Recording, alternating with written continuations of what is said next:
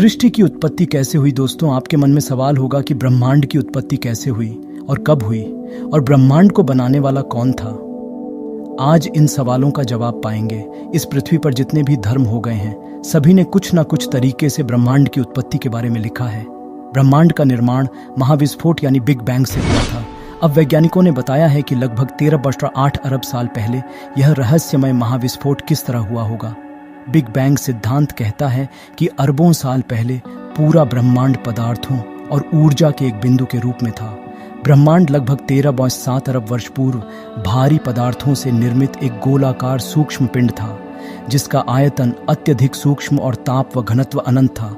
Big bang की प्रक्रिया में इसके अंदर महाविस्फोट हुआ और ब्रह्मांड की उत्पत्ति हुई।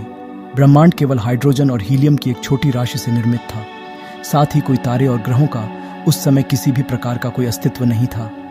जब यह ब्रह्मांड 100 मिलियन साल पुराना हुआ तो तारों का उद्भव शुरू हुआ, जिसमें केवल हाइड्रोजन गैस ही स्थित था। 4 अरब 49 करोड़ साल पहले सूर्य की उत्पत्ति की प्रक्रिया शुरू हुई थी। ब्रह्मांड के प्रारंभिक विस्तार के बाद ब्रह्मांड के जमने की प्रक्रिया की शुरुआत हुई, जिसकी वजह से सब एटॉमिक कणों की रचना हुई। ये सब एटॉमिक कण इलेक्ट्रॉन, प्रोटॉन और न्यूट्रॉन से मिलकर बने हुए थे। कणों की बहुलता के कारण ही बाद में हाइड्रोजन का निर्माण हुआ और बाद में हीलियम और लिथियम का निर्माण भी संभव हुआ।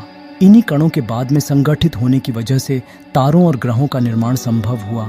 इनमें मौजूद भारी पदार्थों का इन तारों या सुपरनोवा के अंदर विश्लेषण हुआ और इनके बनने में भी इन प्रक्रियाओं की भारी भूमिका रही। इसलिए बिग बैंग सिद्धांत ब्रह्मांड की प्रारंभिक स्थिति की व्याख्या नहीं करता, लेकिन इसके यह ब्रह्मांड के सामान्य विकास का वर्णन करता है। आइंस्टीन की जनरल थ्योरी ऑफ रिलेटिविटी विज्ञान के चमत्कारिक सिद्धांतों में से एक है और चीजों को देखने का हमारा नजरिया पूरी तरह बदल देती है। इस थ्योरी को समझना हालांकि अत्यंत मुश्किल है, लेकिन फिर भी इससे ब्रह्मांड की उत्पत्ति के संदर्भ में अनेक सुराग मिलते हैं।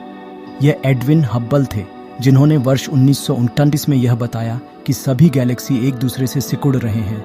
उन्होंने इस बात को भी बताया कि दूरस्थ की आकाश गंगाओं के मध्य आपसी संबंध होता है और वे रेड शिफ्ट के माध्यम से एक दूसरे से संबंधित होती हैं।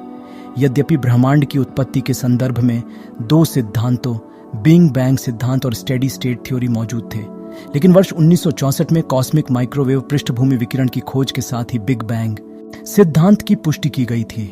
1992 में कॉस्मिक बैकग्राउंड एक्सप्लोरर के लॉन्चिंग के बाद यह पता चला कि ब्रह्मांड की उत्पत्ति के प्रथम अवधि में ही इसकी कुल ऊर्जा का 99.7% ऊर्जा उन्मुक्त हो चुका था।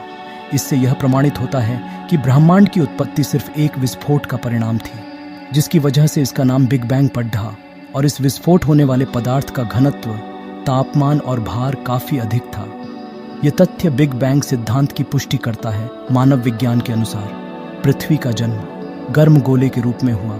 जब पृथ्वी का आकार गर्म गोले रूप में था, जब वह धीरे धीरे ठंडी होने लगी और जब पूर्ण रूप से ठंडी हो गई, तब सबसे पहले पेड़ पौधे, पशु पक्षी आदि का जन्म हुआ। और यह भी मानते हैं कि मानव का जन्म सबसे पहले कीड़े के रूप में हुआ, फिर बड़ा हुआ और पर बंदर बना, फिर गोरिल्ला के आकार जैसा हुआ, फिर उसकी प्रजातियों में धीरे धीरे बदलाव हुआ और इस प्रकार मनुष्य बना। यह हुई मनोविज्ञान की बात। धार्मिक लोगों के अनुसार मनुष्य और जीव जंतुओं की उत्पत्ति ब्रह्मा जी से हुई है। ब्रह्मा विष्णु महेश ने सृष्टि को बनाया है। ब्रह्मा जी ने पुष्कर में बैठकर जीव जंतुओं एवं मनुष्य की रचना की। कई धार्मिक ग्रंथों में अलग अलग प्रकार से लिखा है। यहाँ तक कि श्री कृष्ण भगवान ने भगवत गीता में यह भी कहा है और अर्जुन को भी सुनाया है, हे पार्थ, संपूर्ण जगत बहम से उत्पन्न हुआ है और बहम में ही लीन हो जाएगा, अर्थात। और वही ध्यान भगवान श्री कृष्ण ने अर्जुन को बताया, हे अर्जुन, जो तू है वह मैं हूँ, जो मैं हूँ वह तू है। यही वास्तविक ज्ञान है। ये जगत आत्मा से ही उत्पन्न हुआ है और आत्मा नहीं ली हो जाए।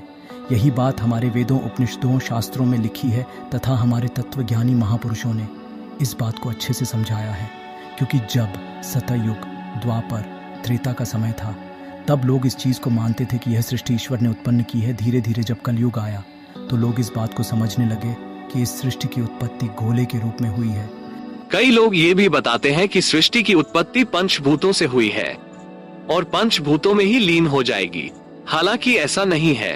तत्वज्ञानी महापुरुष एवं ईश्वर यह बतलाते हैं कि यह सृष्टि आत्मा से ही हुई है।